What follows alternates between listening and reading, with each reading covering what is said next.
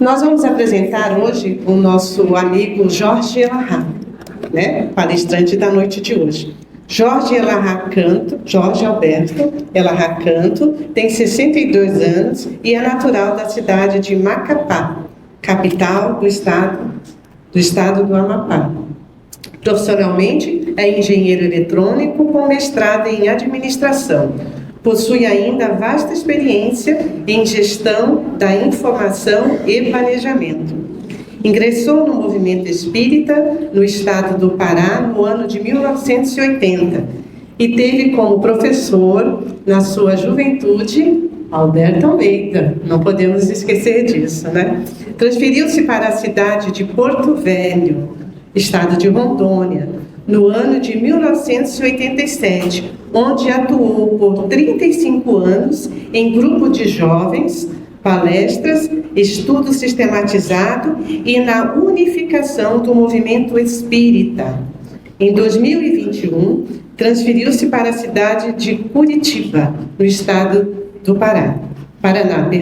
E hoje divide seu tempo entre a Federação Espírita de Rondônia e o Centro Espírita Recanto da Prece, em Curitiba. Além de palestrante, também é escritor espírita com 2 livros publicados: Vencendo a Culpa, o Medo e a Depressão, em parceria com Fátima Delgado e Emanuel Chácara. Parábolas do Amor, em parceria com a sua esposa, Sânia Alada.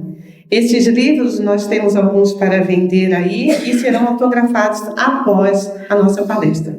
Bom, agora chamamos o nosso grande amigo Jorge Elahá.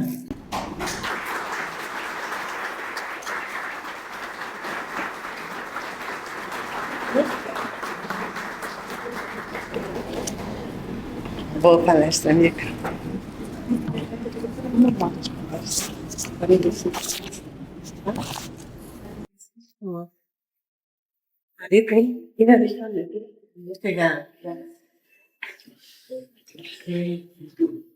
Boa noite para todos nós. Sejamos todos muito bem-vindos à celebração de aniversário da nossa casa, dos seus 67 anos de existência. Hoje, particularmente, nós iremos voltar um pouco no tempo para conversarmos sobre alguns episódios acontecidos à época do Cristo na Terra. As informações sobre o nascimento e a vida de Jesus são muito poucas fora do Evangelho. O Jesus histórico, ele possui apenas 2 colocações na obra de Flávio Joséfo, um historiador da época de Jesus. Uma das 2, inclusive, até controversa, porque há quem questione a sua veracidade, acreditando que ela possa ter sido inserida por cristãos ao longo dos séculos. Isso nos remete à compreensão de que o que sabemos sobre Jesus, do ponto de vista histórico, excluindo as obras mediúnicas, está fundamentalmente calçado no que os evangelhos nos apresentam. Existem muitos evangelhos que nós não conhecemos, são chamados evangelhos apócrifos. Foram encontrados à época em que Jerônimo conciliava os textos para verificar qual deles poderiam ser considerados textos canônicos para que ingressassem no corpo do chamado Novo Testamento. Entre os evangelhos que, segundo se diz, teriam sido encontrados em número de 72, 4 foram entendidos como sendo evangelhos que representavam verdadeiramente a veracidade dos fatos. O primeiro deles, que está colocado nos evangelhos, é chamado de Evangelho de Mateus. Mateus teria sido um discípulo direto de Jesus, acompanhou Cristo nas suas jornadas e, portanto, teria feito anotações muito precisas, porque, por ser um contador, E como todo contador gosta de ser muito meticuloso no que faz, ele então fazia anotações dos discursos do Cristo.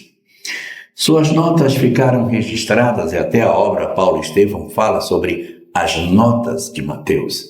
Não ainda na maneira como nós conhecemos o Evangelho, mas notas rudimentares que teriam sido encontradas à época. Seu Evangelho tem algumas características muito interessantes. Por ser o primeiro dos Evangelhos e aquele que foi escrito exatamente em cima do período em que o Cristo pregava na própria região de Israel, ele é um Evangelho voltado para os chamados judeus. Sua narrativa é uma narrativa muito centrada nas profecias, no conhecimento que os judeus têm sobre o que seja a vida. E vamos encontrar ali as citações aonde a gente muito encontra. E aconteceu tal coisa para que se cumprisse a profecia do profeta X. Esses textos estão todos em Mateus. Porque como ele escrevia para judeus, era razoável que ele calçasse o texto nas profecias que eram feitas no Antigo Testamento. Uma coisa que não dava para ter nenhum tipo de representatividade quando você escreve para um outro povo que não o judeu, que conhecia Isaías, Jeremias, Ezequiel, Daniel e os outros profetas que compunham o elenco das 16 personalidades que existiram na época do Antigo Testamento e que ficaram consignados como sendo os profetas. Então é um evangelho longo, conta a infância de Jesus, é onde está o Sermão do Monte, o Sermão dos Discípulos, o Sermão das Parábolas, o Sermão Profético. Ele é bem extenso, muito rico, muitas informações interessantes. E acabou passando para a posteridade como sendo o Evangelho dos Sermões, exatamente pela vultuosidade dos textos aonde Mateus consagra para a entrega dos evangelhos, do Evangelho como sendo os sermões que Jesus proferiu. A proposta, portanto, de Mateus era provar que Jesus era o Messias das profecias. Por isso, tanta preocupação em calçar o texto nos antigos profetas. O segundo dos evangelistas tem uma proposta diferente. Seu evangelho é um evangelho curto. O de Mateus tem 28 capítulos. O evangelho seguinte, que é o evangelho de Marcos, tem apenas 16 capítulos. E muito parecido com o evangelho de Mateus. Muitas coisas que estão em Mateus reaparecem em Marcos, mas nem tudo, porque como ele é bem menor, ele acaba não apresentando todos os conteúdos, os sermões, nem todos estão lá. O sermão profético aparece de maneira mais evidente, mas a proposta do Evangelho de Marcos era uma proposta diferente do Evangelho de Mateus. Marcos não escreveu seu Evangelho para os judeus. Seu Evangelho foi escrito para os não-judeus, para aqueles que viviam em outras regiões, e, portanto, desconhecedores dos profetas, desconhecedores das notícias que os antigos haviam recebido sobre a vinda de um Messias. Então, o Evangelho de Marcos, ele não pode se apoiar nos profetas, porque não faz nenhum sentido eu falar de profeta para povos pagãos, não tem sentido. Mas como que você poderia pregar Jesus para povos, convencendo que ele era um ser especial, se você não pode assentar o Cristo nas profecias que haviam sido feitas e que eram bastante convincentes para um judeu? O Evangelho de Marcos usa como estratégia para a sua mensagem uma outra ferramenta que não são as profecias. A ferramenta de Marcos são os milagres. É o evangelho que mais condensa os milagres de Jesus. Ele é uma narrativa de fatos extraordinários, um atrás do outro, exatamente para mostrar a singularidade de Jesus. Então é uma cura, é uma tempestade acalmada, é um leproso que se restabelece. São sempre fatos incríveis que se sucedem na sua narrativa, de tal maneira que Marcos não tem preocupação com a infância de Jesus. Jesus já começa no primeiro ponto, já sendo batizado por João, e vida que segue. Então ele é mais curtinho, porque ele está muito mais focado na vida pública do Cristo e interessado em marcar especificamente as suas ações como fatos extraordinários para impregnar nas pessoas a certeza de que ele seja um ser especial. Essa é a proposta do Evangelho de Marcos, que é bem diferente da proposta do Evangelho de Mateus. Marcos não viveu junto de Jesus, não foi um discípulo direto, era até muito garoto quando Jesus esteve entre nós. Já era nascido, mas era garoto, pequeno. Então ele não vai ter tempo de ser assim, eu vi, lembro, portanto eu vou dizer tudo o que eu percebi, porque ele era muito jovem. Ele comparece na primeira viagem de Paulo com Barnabé, na primeira das suas viagens. O menino João Marcos, que ainda é adolescente, vai com ele, mas acaba não dando certo e o menino volta. Então, é um evangelho que tem uma outra proposta. O terceiro dos evangelistas também não conviveu diretamente com Jesus. Esse sequer estava na região quando Cristo ali passou. É o evangelista Lucas. Ele era médico. Ele era o único dos evangelistas que estudou, que era letrado. Então há uma diferença muito forte no seu evangelho em relação a todos os demais. Porque a proposta do evangelho de Lucas é exatamente oferecer para o leitor uma percepção bastante clara de quem é Jesus no tempo e no espaço. Lucas é o único dos evangelistas que tenta localizar Jesus, que dá idade. Diz que ele tinha aproximadamente 30 anos quando ele foi batizado. É quem fala sobre quem governava aquela região quando os fatos aconteceram. É ele que vai citar a história referente a Herodes e os pequeninos. A preocupação de dizer quem era o governante em cada região para que a gente consiga encaixar no tempo quando esses fatos haviam acontecido. É ele que vai narrar em que ano João aparece na margem do rio pregando a conversão dos homens em função dos seus pecados. Então ele é um evangelho mais parecido com uma biografia. Ele começa no começo e termina no fim, numa sequência bem marcada dos fenômenos, tendo muita preocupação com as amarrações históricas. Eu acredito que o Lucas deve ter estudado a BNT, feito uma monografia dentro daquele padrão, e aí ele tem então um texto mais estruturado, com uma substância muito mais interessante, diferente dos outros dois, que não se preocuparam em dizer nada do mundo externo aos acontecimentos. Mas e a proposta de Lucas, qual é?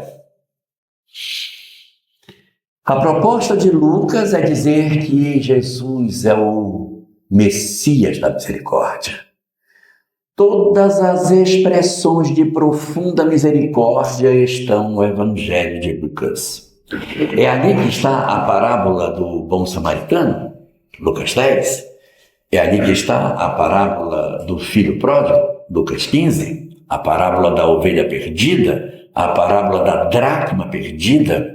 A preocupação de Lucas era sempre dizer que havia uma intensidade de misericórdia no Criador, e essa é a tônica do seu evangelho: falar da misericórdia, falar do amor, de que as portas estão abertas, de que o Messias veio trazer uma notícia de esperança, veio resgatar as pessoas que se encontravam meio que desamparadas no cenário onde elas se movimentavam.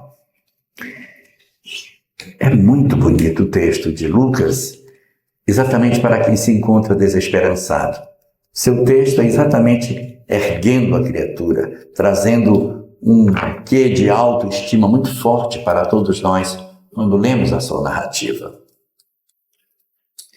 Ocorre que esses 3 evangelhos, em que pesem terem propostas diferentes, eles têm textos muito parecidos e por isso são chamados de evangelhos sinóticos. Por quê? Porque é possível fazer uma síntese única dos todos 3. Se você colocar os 3, dá para você ir compondo uma única narrativa, buscando o que tem num e no outro, e não é muito difícil de fazer, porque as histórias são muito semelhantes. Elas contam fundamentalmente as mesmas coisas, lacunas aqui, lacunas ali, mas você consegue montar com facilidade um texto único com esses 3 evangelhos. Uma síntese dos 3 é fácil de fazer. Mas tem um 4º evangelho que é totalmente diferente dos outros. É um evangelho escrito dentro de uma proposta totalmente diferente. É um evangelho que não tem as histórias que os outros contam e conta a história que os outros não contam. Tem muita coisa que só o 4º evangelho conta, o chamado Evangelho de João. Também um evangelho escrito por um discípulo direto de Jesus, mais jovem de todos eles. E João, ainda muito cedo, saiu dali da região da Palestina para ir para a Grécia. Então ele viveu muitas décadas dentro do pensamento grego. E isso, de certa maneira, desconectou João da cultura judaica, dos princípios judaicos e da forma, do estilo de viver do judaísmo.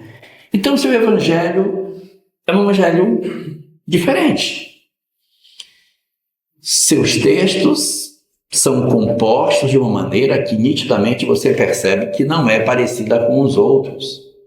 Seus textos têm algumas expressões muito comuns, como por exemplo, na verdade vos digo. Se já é na verdade, não precisa ser na verdade, passa a ser na verdade. Mas lá é na verdade vos digo. João, não tenha dúvida. Só João conta o encontro de Jesus com Nicodemos. Só João fala da mulher samaritana. Só João conta o encontro de Jesus com aquela mulher chamada de mulher adúltera, que hoje já não deve ser mais, né? Mas a gente fica até hoje chamando. Então, a mulher que naquela oportunidade teve aquele episódio. Só João conta a ressurreição de Lázaro. São histórias que só João tem. E o discurso da chamada Santa Ceia, um discurso longo, chamado Sermão do Cenáculo, até aparece nos outros evangelhos. Mas nada se compara à riqueza de detalhes apresentada em João. Qual seria a proposta do Evangelho de João? A proposta de João é apresentar Jesus como Filho de Deus, como um ser quase que divino. Já começa no prólogo de João. No princípio era o Verbo estava com Deus, o Verbo era Deus. Todas as coisas foram feitas por ele, sem ele nada do que foi feito se fez. Nele estava a luz e a luz resplandeceu sobre as trevas, etc. Ele vai mostrando um Jesus divinal, um ser incrível, um cara incomparável, que ele representa como se fosse a encarnação da divindade entre os homens. O fato de João viver numa cultura politeísta, de certa maneira, facilitou com que ele se aproximasse dessa proposta de Jesus, o ser divino que desceu à terra, como aconteceu tantas vezes na mitologia greco-romana. João tem muitas singularidades. É realmente um evangelho muito estudado pelo fato de ser bem diferente dos outros, e as pessoas ficam encontrando sempre alguns detalhes que ele possui. E entre esses detalhes há um bastante curioso. Ele é o único dos evangelhos onde Jesus se autodefine. Em nenhum evangelho Jesus se autodefiniu. só no Evangelho de João. E além de se definir só no Evangelho de João, ele se definiu 7 vezes, de maneira diferente, e só no Evangelho de João. Quando a gente fala assim que é 7 vezes, as pessoas começam logo a dizer, nó, 7. 7 são os dias da semana, 7 são as cores do arco-íris, 7 são as notas musicais, 7 são os anões da Branca de Neve, 7 são os pecados capitais, 7 são os buracos da cabeça. Em casa vocês contam, vai dar 7. 2 olhos, 2 ouvidos, 2 buracos no nariz e uma boca dá 7. São 7. 7 são os Horcruxes do Harry Potter. Então, tem um monte de 7. Mas o fato de ser 7 é porque é 7 mesmo. Se você pega o Evangelho e for contando 1, 2, 3, vai dar 7 vezes, porque passou de 6 e não chegou a 8. Então só pode ser 7. Não tem nada de cabalístico, é porque é 7 mesmo. São 7 oportunidades que Jesus vem para dizer que ele é alguma coisa. E essas frases todas começam com a expressão eu sou. E depois ele se autodefine. Ele se define, por exemplo, uma das vezes dizendo, eu sou o bom pastor. E o bom pastor dá a vida pelas suas ovelhas. Não sei se vocês sabem o que isso significa em termos de Velho Testamento, mas naquela época tinha os pastores e as ovelhas, né? Quando chegava de noite, o pastor tangia as ovelhas para a caverna e dormia na entrada da caverna. Quando o lobo vinha, o que é que o pastor fazia? Atacava o lobo, porque senão o lobo comia as ovelhas. E se viesse o urso? Tinha que lutar com o urso. E se viesse um leão? Tinha que lutar com o leão. Eu não vou garantir que sempre o pastor ganhava, mas o pastor dá a vida pelas suas ovelhas porque ele dormia na porta da caverna. Quando, naquele episódio famoso que Davi luta com Golias, sabe aquela história, né, e tal? O rei Saul vira-se para Davi e diz assim, como que você, magrelo, meninote, vai lutar com esse homem gigante, imenso, que já é acostumado a lutar, ele é guerreiro, você é um garoto. Como que eu vou deixar você lutar? Ele vai matar você. Não, meu rei. Eu sou o pastor das ovelhas do meu pai. E ele conta essa história nessa hora, diz assim, veio o leão e eu o matei. Veio o urso e eu o matei.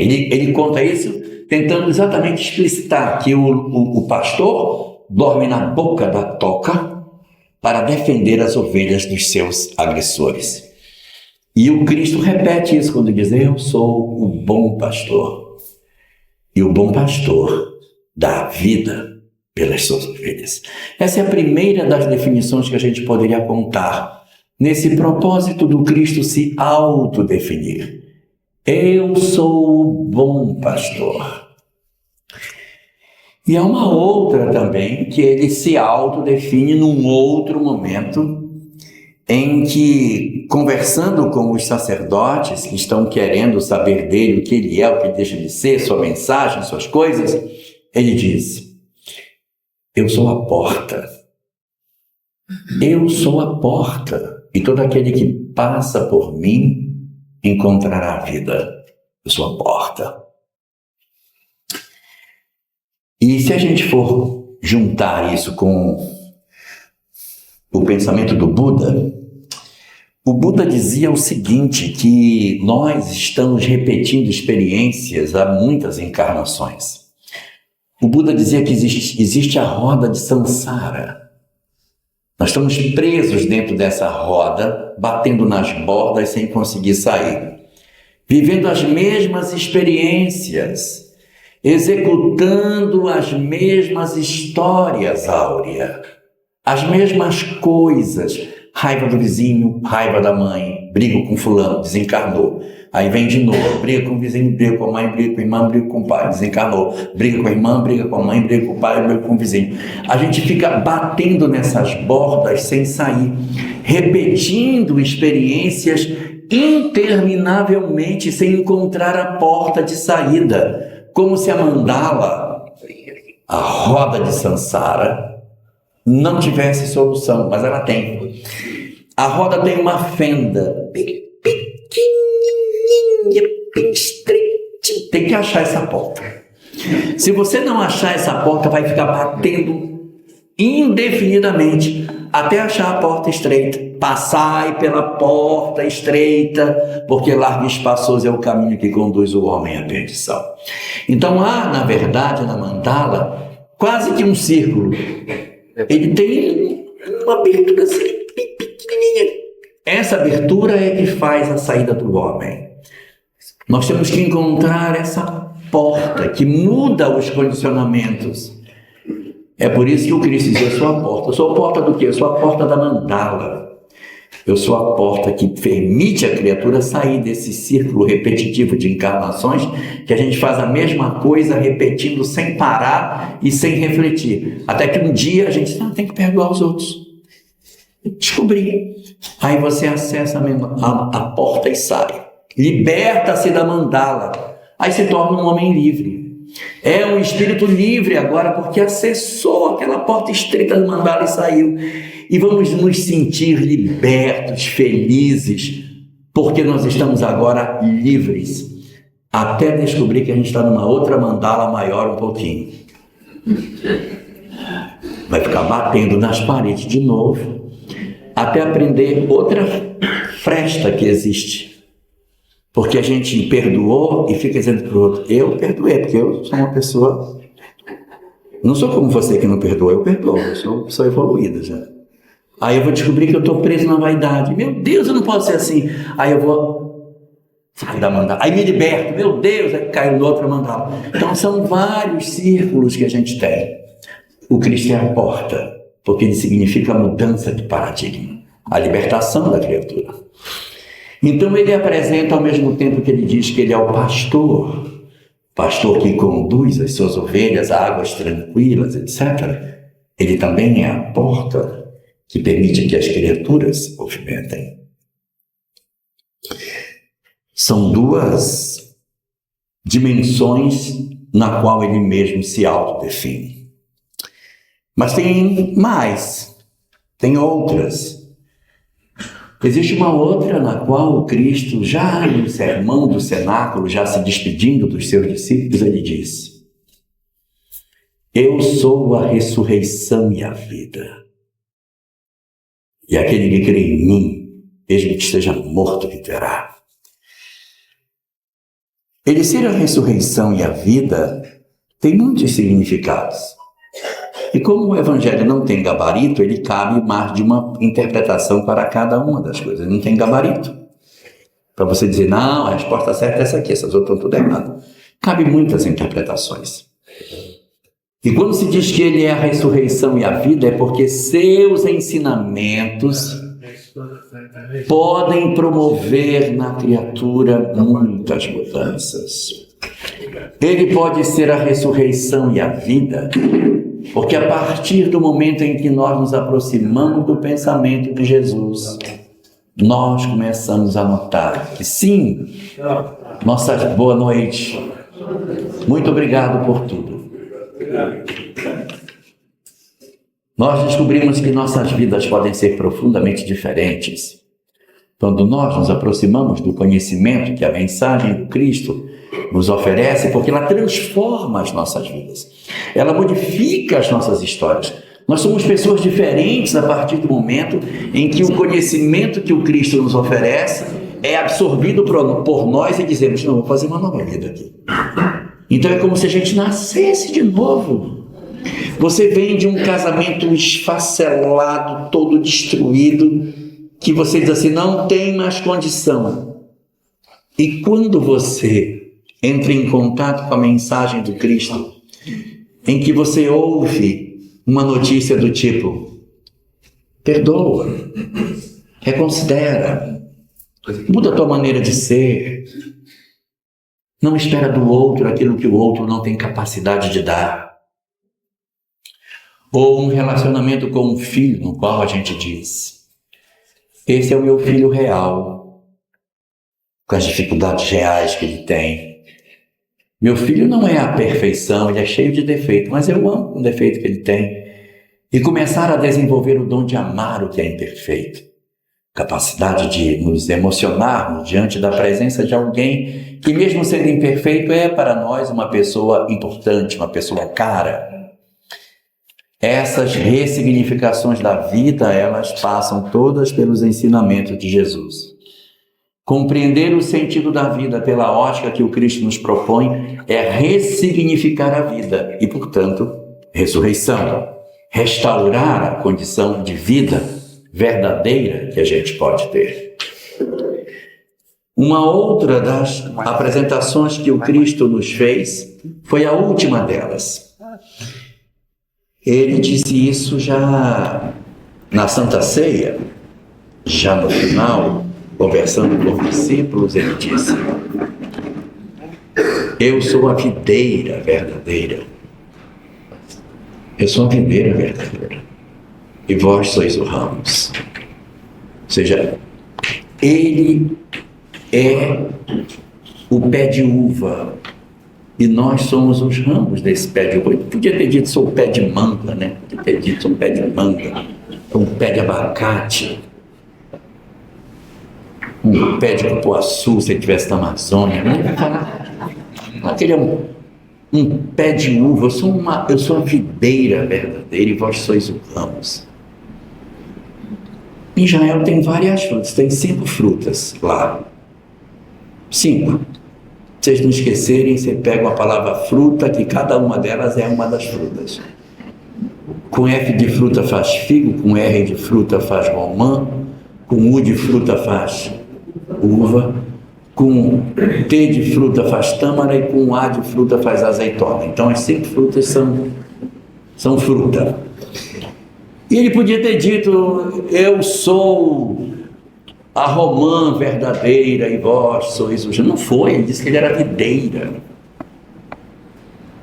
Vocês já viram como é que a videira dá o frutinho dela? Como é que dá? Tudo assim, dá uma uva aqui, dá uma outra uva lá, e dá uma... Porque nós temos que andar unidos para poder dizer que servimos ao Mestre. Olha essa casa. Nós só conseguimos ser verdadeiramente discípulos do Mestre se nós nos unirmos em grupo.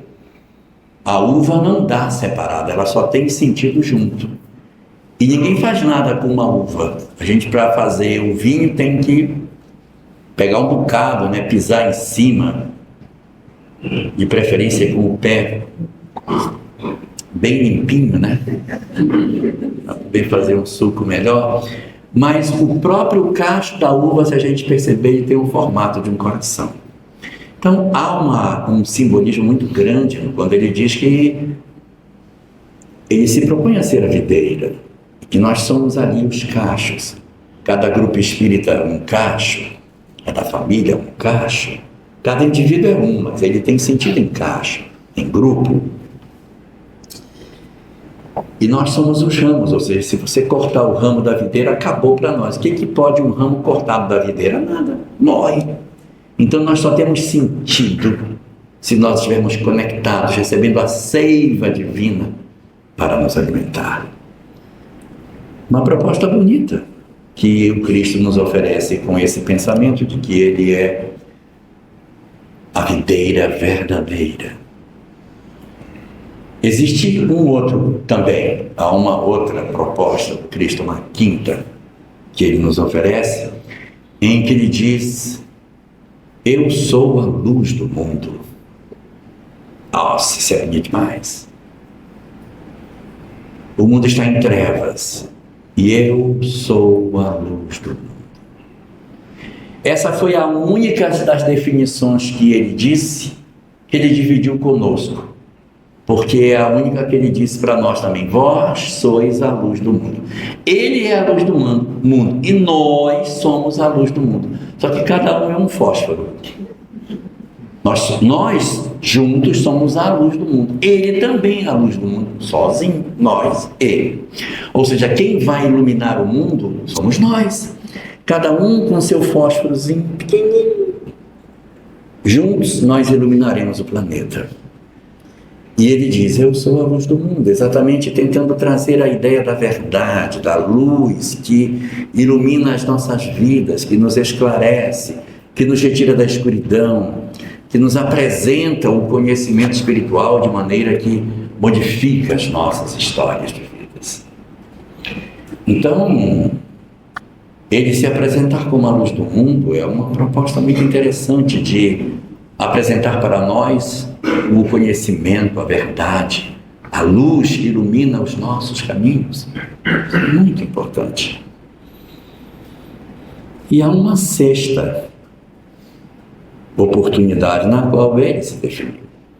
Os homens do templo estavam pegando no pé dele porque queriam que ele fizesse um sinal. Sinal é um milagre. Não, você tem que fazer alguma coisa para a gente acreditar que você é o cara. Porque olha só, Moisés, quando estava conosco no deserto, ele fez cair o pão do céu, que foi o maná. Estava no deserto e quando acordaram de manhã, o chão estava coberto de uma substância esbranquiçada, chamada de maná. Os estudiosos hoje sabem que o maná é, na verdade, o fruto da tamargueira. É uma árvore do deserto que produz um material parecido ao algodão doce que voa da planta. E aquilo foi o chamado maná, que era tido como um milagre produzido por Moisés. Então, eles dizem para ele, Moisés nos deu o maná, o pão caído do céu, e você vai nos dar o quê para a gente acreditar que você é o Messias? Aí ele disse, Moisés não deu o pão caído do céu, porque o pão que ele deu alimenta o corpo. Isso não é o pão do céu, isso é um pão que alimenta a carne. Esse pão é daqui. E o Senhor vai nos dar o que? O pão do céu? Não, não vou dar porque eu sou o pão. Eu sou o pão. Eu sou o alimento. O alimento do céu. Eu sou o pão do céu, o pão da verdade. Aquilo que mataria a fome da população desesperada por algum tipo de esclarecimento. Aquilo que saciaria o desespero da humanidade daquela época, desconhecedora de todas as coisas. Então aqui nós temos uma sexta perspectiva do Cristo também se autodefinindo. Se alguém se perdeu, eu relembro. Ele disse, eu sou o pastor, é a primeira. E também ele teve a oportunidade de dizer que ele era a porta. Eu sou o bom pastor e eu sou a porta. Ele também disse, uma terceira oportunidade, eu sou a videira verdadeira. E também disse, eu sou a luz do mundo. E também disse, eu sou a ressurreição e a vida. Como também falou, eu sou o pão caído do céu, que alimenta, que sustenta a vida. E há uma sétima, muito interessante, também do sermão profético. Ele estava, do sermão do cenáculo, ele estava reunido com os discípulos, e os discípulos disseram, mestre, mostra-nos o caminho. E ele disse, eu sou o caminho, a verdade e a vida. Essa frase é uma frase que tem trazido muita discussão, né? Mais recentemente, os estudiosos, quando se debruçam no texto em grego, dizem que não era isso, não. Está errado. Eles dizem que o certo seria, não é eu sou o caminho, vírgula, a verdade e a vida, como se fosse caminho, verdade, vida.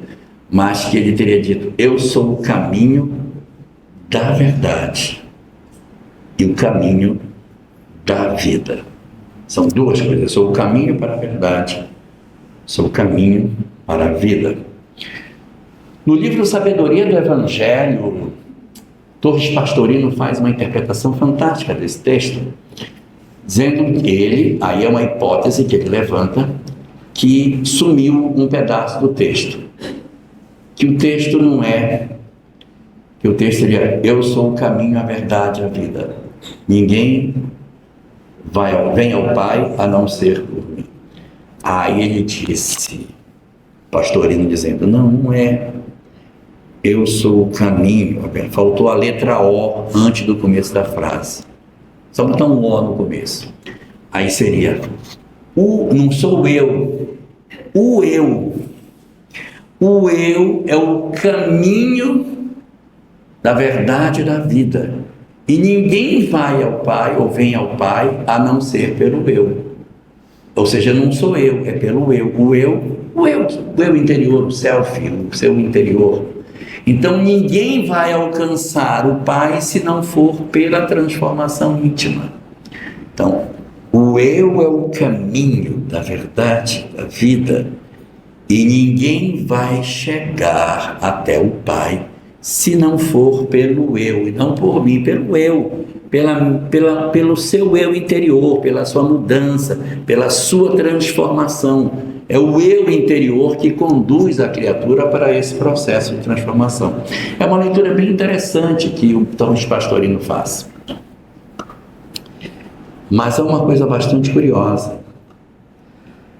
É que ele diz assim: eu sou o caminho, ou seja, algo que nos propõe uma rota, algo que nos propõe um andar, que nos propõe um caminhar, que oferece uma leitura de algo por onde a gente tem que trilhar. E em 2 oportunidades ele falou disso. Ele disse: eu sou a porta, ou seja, o caminho, no caminho tem uma porta. Batei e abri-se-vos-á, não é assim?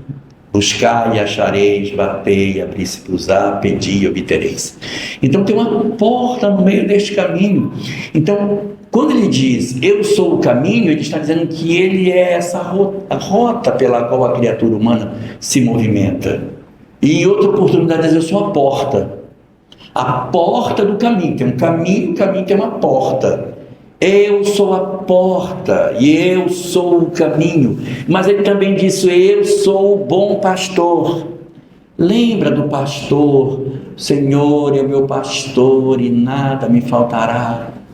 Me conduz por caminhos tranquilos, me leva para pastos verdejantes, sua vara e seu cajado me protegem. Caminho também. Então, tanto a proposta dele ser um bom pastor, como a proposta de Jesus ser a porta, estão muito conectados com a ideia dele ser o caminho. Que caminho é esse? Um caminho que oferece para as criaturas a oportunidade de verem, Bárbara, que não existe porta fechada. Quando a gente diz assim: para mim não tem mais alternativa, eu não tenho mais saída, para mim não tem mais jeito, eu não tenho mais mexida, então ainda tem Jesus, ainda tem a porta. Na hora que chegar, na hora de dizer: não dou mais conta, eis a hora. Abre a porta, descobre a porta, porque realmente sem o caminho, eu não vou saber o que fazer da minha vida. Eu vou dizer realmente: não tem mais jeito, meu casamento tem mais jeito, relação com meu filho não tem mais jeito, a minha vida não tem mais jeito. Mas se eu tiver a conexão com o Cristo, eu sei que Ele é o caminho. Então, entra pelo caminho, pelo amor de Deus. Entra pelo caminho. Descobre que tem um caminho que você ainda não percebeu. Nesse caminho tem uma porta. Batei e abri-se-vos-á. E o que tem depois da porta? O bom pastor, que vai me conduzir a um campo verdejante. Esse é o caminho. E essa proposta que se conecta com o pensamento de misericórdia que existe nos evangelhos, vai dizer: vinde a mim todos que vos achais cansados e aflitos, e eu vos aliviarei. Isso é caminho. Descobre uma rota alternativa. Sai da mandala que o Buda tanto falava. Descobre a fenda na mandala e sai. Sai do caminho viciado de dizer: eu já tentei tudo. Tem uma fresta que você ainda não tentou. A fresta do perdão, a fresta da tolerância, a fresta do recomeço, a fresta de acreditar que somos sim capazes de mudança. Então, quando Cristo apresenta para nós a ideia de que Ele é o caminho, Ele é o caminho porque nesse caminho tem uma porta, e essa porta acessa o bom pastor, que vai nos levar a lugares maravilhosos, e Ele tem condição de nos conduzir, porque Ele vai aliviar em nós a condição de sofrimento que a gente tem. E diz o texto: eu sou o caminho. E mais à frente diz: eu sou a verdade. Ou seja, não é só o acolhimento, não é só a oportunidade de você ver uma perspectiva de mudança, não é só a possibilidade da criatura descobrir, sim, a minha vida pode ser diferente. Eu vou tentar isso, está tudo perdido, eu vou tentar. Vamos tentar o bem. Joana de Ângeles, no capítulo 1 da primeira obra da série psicológica, Jesus e a Atualidade, diz que é quando chegamos no fosso, no fundo, diz assim, não aguento mais. E alguém vem e propõe, perdoa. E aí você experimenta o perdão. Nossa, como é legal, gostei desse trem. Vou fazer de novo. Então, a experiência de fazer o bem é que faz com que a criatura descubra novas perspectivas, a descoberta do caminho que acontece na medida em que o espírito aprende a perceber que a mandala que ele se dizia está fechada, não tem mais jeito, tem uma fresta, Jesus. Passar pela fresta para encontrar um novo caminho. E de Jesus, eu sou o caminho, mas eu também sou a verdade. Não é só caminho, é verdade também. Porque não é só a proposta de acolhimento, é a entrega da verdade para nós. Porque o que o Cristo fez em nosso benefício? Ele não apenas disse que existia uma perspectiva de mudança, ele também mostrou qual era a mudança que a gente poderia fazer. Ele também disse qual era. Qual é a mudança? Qual é que ele vem para trazer? Ele trouxe a verdade. E qual é a verdade? A verdade do Cristo é: só o amor é capaz de resolver os nossos problemas. Se você disser assim, está muito difícil, é porque está faltando amor. Amor a nós, amor ao outro, amor a Deus, amor à vida. Em algum lugar a gente se perdeu do amor. Por isso que está tão difícil, porque a gente não quer ceder. A gente quer ter razão. Quem tem marido, então, que o diga. Né? Quem tem sogra, então, que diga. Por quê? Porque a gente não quer ceder, eu não quero ceder. Eu vou morrer, eu sei que estou errado, mas eu vou morrer negando. Não, não senti nada. Estou achando ótimo. Nem sinto falta. Faz 3 dias, 4 horas e 17 minutos que ele foi embora, mas eu nem estou sentindo falta. Então, esse tipo de postura não adianta. Por isso que a mensagem do Cristo é uma mensagem que nos retira da escuridão e nos oferece a luz. Aí ele dizia: eu sou a luz do mundo. Qual é o sentido de ser luz? É o sentido de dizer para a gente assim: tá difícil? Acende a luz, cara. Tá complicado? Te ilumina com a compreensão diferente da vida. Não ouçamos aquilo que o mundo materialista nos sugere como verdade. Eu vejo muitas vezes as pessoas dizerem assim: já está tão difícil, sabe? Está tão complicado. Aí a pessoa, para querer encorajar, diz: amiga, você tem que se amar, tem que se amar, tem que se amar. E esse tem que se amar, na verdade, a gente partir para teimar, para querer se impor.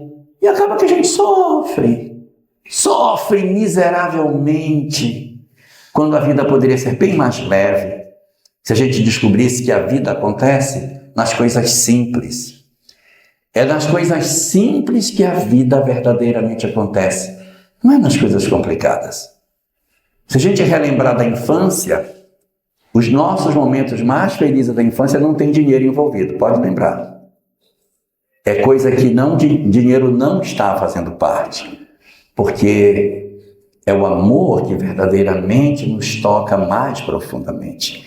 Então, quando o Cristo diz que ele era a verdade, era pela possibilidade de entregar o conhecimento real para a humanidade. Eu vou passar para vocês a real. A real é essa aqui, ó. Você tem que amar, perdoar o semelhante, desculpar as pessoas, se desapegar dos bens terrenos, parar de mentir. Esse que é o ensinamento dele, que faz a vida ser mais leve. Vinde a mim todos estáis cansados e aflitos, e eu aliviarei. Por quê? Porque ele está cansado de carregar um fardo miserável de raiva, de ódio, de mágoa, de ressentimento. Aí está pesado demais. Solta o fardo. Solta o ódio, solta, deixa para trás. E a gente está arrastando uma tonelada nas costas e não solta, aí sofre. Não precisava ser assim, mas a gente parece doido, sabe, mas não dá. Ele não merece, mas eu mereço. Eu mereço ser feliz, eu não mereço ficar agarrado a uma pessoa que faz tanta coisa complicada. Solta. Não guarda mágoa. E ele dizia, eu sou a luz do mundo, a luz da verdade. Em outro momento ele disse, eu sou a videira verdadeira. A videira verdadeira, porque é em grupo que a gente se resolve, gente. É só como videira, é só como ramo de videira. A gente querer fazer carreira solo é só dar com a cabeça, bater com a cabeça. A gente só vai bem quando a gente vai com os outros. Se a gente for sozinho, a gente vai mais rápido, é verdade. Mas se a gente for com os outros, a gente vai mais longe. Talvez tenha que ir mais devagar, mas vai mais longe. Porque quando a gente cansa, o outro carrega. E a gente às vezes quer fazer, eu vou fazer só, não preciso de ninguém. Como se ninguém adoecesse, já pegou uma doença, ficar de cama. Quem vai cuidar, papai? Quem vai cuidar? Está achando que vai viver de novo para sempre? Não vai, não. A gente precisa aprender a viver em família, a respeitar os outros, a se cuidar, porque amanhã, quando a gente tiver todo quebradinho, a gente precisa de alguém para cuidar de nós. Então, aprende a cuidar do outro, aprende a desenvolver amor pelos outros, aprende a aceitar o outro do jeito que o outro é, aprenda a aceitar as imperfeições do outro para que a vida seja mais fácil. Aqui na Terra não tem anjo encarnado, então aprendamos a conviver com as pessoas complicadas que tem, mas é o que a gente tem. Esse é meu filho real, minha mãe real, meu marido real, minha sogra real. É isso que eu tenho? É isso que eu tenho. A gente vai conviver com isso que a gente tem. Então eu sou o caminho desse maravilhoso espaço de convivência, mas eu também sou a verdade, porque é esse conhecimento que liberta. Dizer que o Cristo nos liberta não é que ele vai chegar com a varinha do Harry Potter e vai tirar todos os sofrimentos de nós. Ele vai nos ensinar como a gente se livrar da carga. Mas você tem que se livrar da carga, não tem como ele chegar e dizer, não, eu vou tirar sem você fazer força. Não, você tem que fazer, tem que perdoar, compreender, aceitar que o outro não pode dar mais do que ele já está dando, aceitar a vida real que eu tenho, é isso aí mesmo. E olha, não quero preocupar ninguém, mas isso aí é só por uma existência, gente. Acabou a existência, esse negócio vai acabar. Então, todo sofrimento que a gente tem, porque eu tenho uma família, quando acabar a existência, acabou. Pronto. É só uma existência, 60, 70 anos, 100 anos no máximo, pronto, já está livre. E a gente tem a eternidade inteira pela frente. E ele diz, eu sou o caminho, eu sou a verdade, eu sou a vida. Mas de que vida ele está falando? Está falando da vida verdadeira. Não é essa vida que a gente tem igual daquela hiena do desenho animado. Vida, é vida verdadeira. É prazer de viver, saborear a vida, curtir a vida. Meu Deus, como é bom viver. Como é bom ter a oportunidade de conviver. O fulano é chato? Ele é chato, mas é o jeito dele. Eu não preciso ficar perturbado porque ele é lá, eu não sou aqui. Então, a gente aprender a conviver com as pessoas como são, para viver a vida é para ser vivida. A vida não é para a gente ficar lamentando, é para a gente saborear. E ele deixou também 2 oportunidades, porque 2 ele disse para o caminho, 2 ele falou para a verdade, e 2 ele deixou para a vida.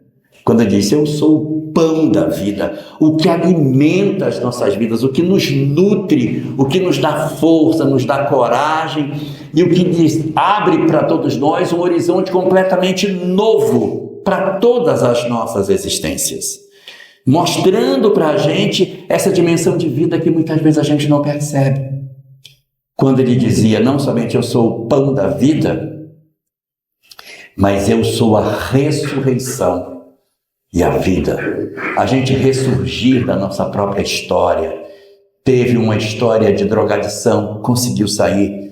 Teve uma história de promiscuidade, conseguiu sair. Tive uma história de violência, eu consegui sair. Estou fazendo esforço. Tive uma família toda desbagaçada, mas eu não consegui resolver a família, mas eu me resolvi de não guardar mágoa de ninguém. Não consegui reunir a família mais, tudo bem, mas eu me resolvi com relação a eles. Eu dar um sentido de vida, sair do fosso da depressão e promover verdadeiramente um hino de gratidão a Deus por tudo aquilo que Ele fez. Então o Evangelho de João nos oferece essas 7 frases. Eu sou o caminho, a verdade e a vida. E o caminho é quando somos o bom pastor ou quando passamos pela porta.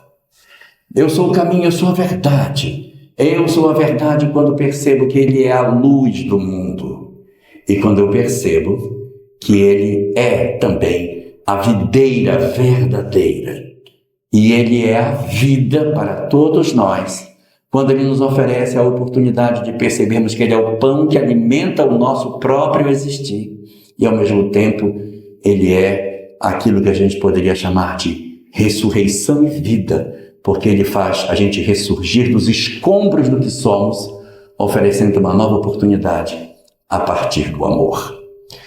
Desejo, portanto, a todos nós sucesso nessa empreitada de vivenciarmos em plenitude o Cristo como sendo o caminho, a verdade e a vida das nossas vidas. Muito obrigado.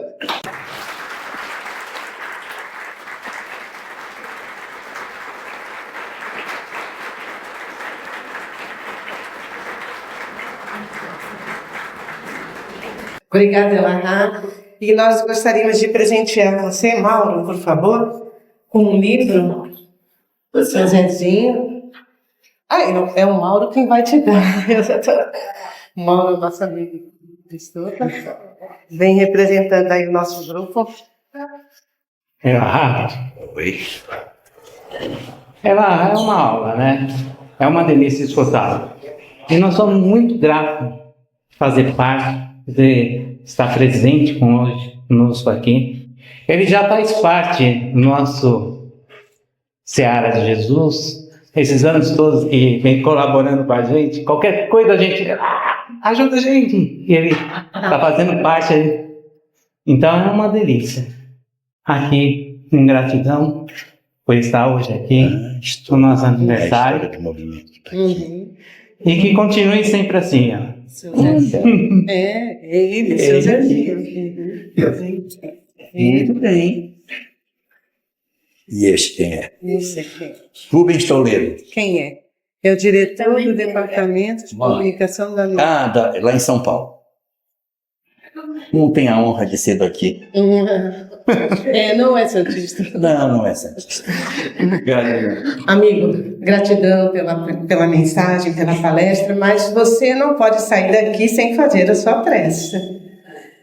Nós vamos encerrar com a sua prece, é claro, não tenha dúvida. Vamos orar.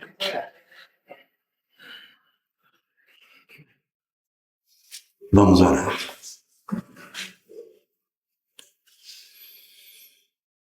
Senhor Jesus, Mestre divino das nossas almas frágeis, que conheces a imensidão das nossas dificuldades e as múltiplas feridas que trazemos no interior dos nossos corações. O teu amor, ouvindo o clamor das nossas almas na escuridão, nos tomou pelas mãos, a fim de que pudéssemos renascer entre os homens para esquecer os delitos do passado.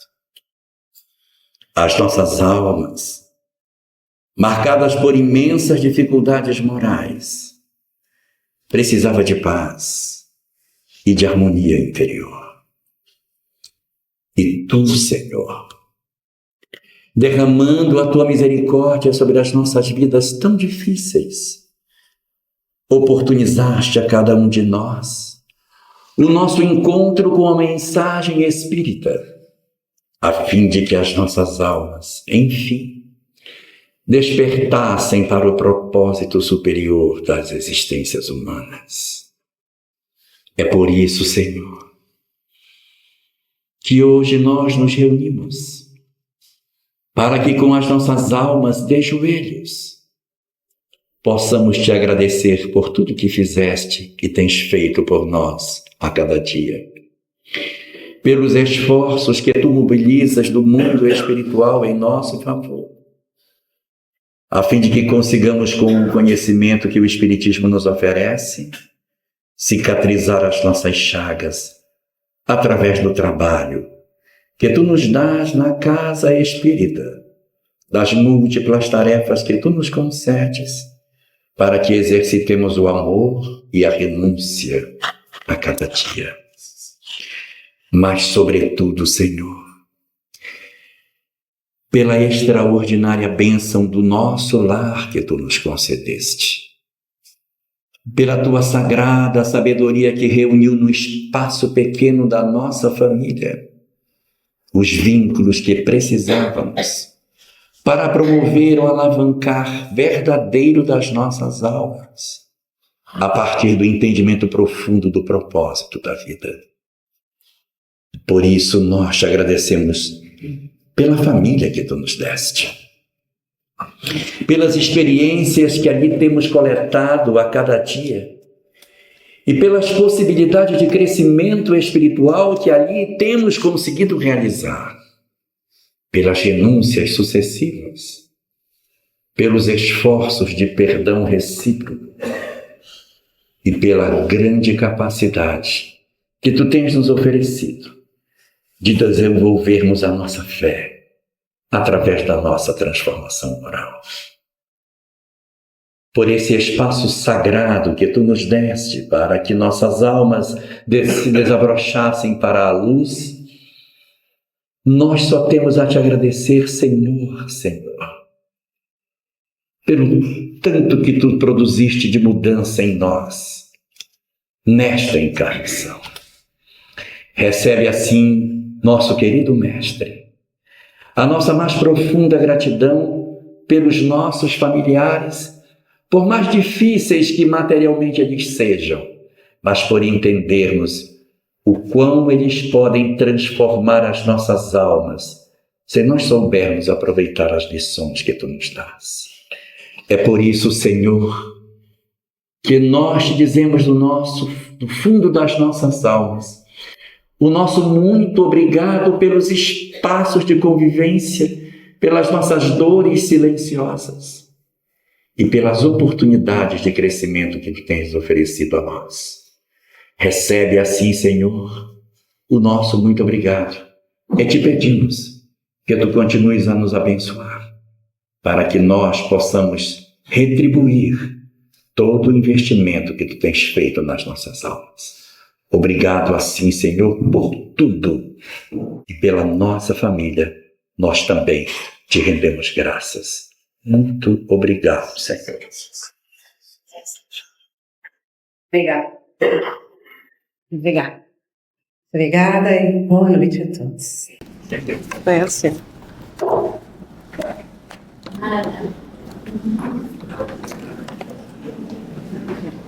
Obrigado, querido amigo Jorge Alahá, que tive o prazer de conhecer. Já o conhecia na internet. Eu queria encerrar, eu peço, por gentileza, um pouquinho mais da sua tolerância. Eu sei que você está cansado, que você preferiu estar conosco. Nós somos muito felizes e agradecidos pela sua presença. Mas nós queremos terminar esse encontro maravilhoso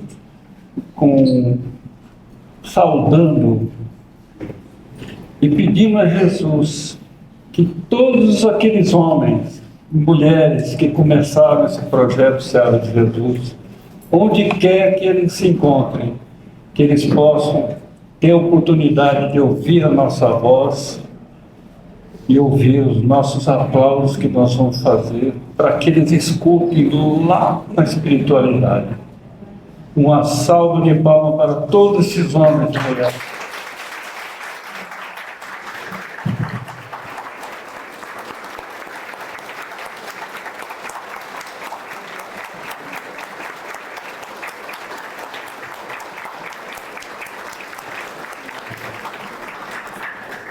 Ao sair, vão ganhar um pedaço de bolo, um generoso pedaço de bolo e uma lembrancinha para que vocês se recordem sempre desse momento maravilhoso nesta abençoada casa. Obrigado a todos que estiveram aqui nos prestigiando.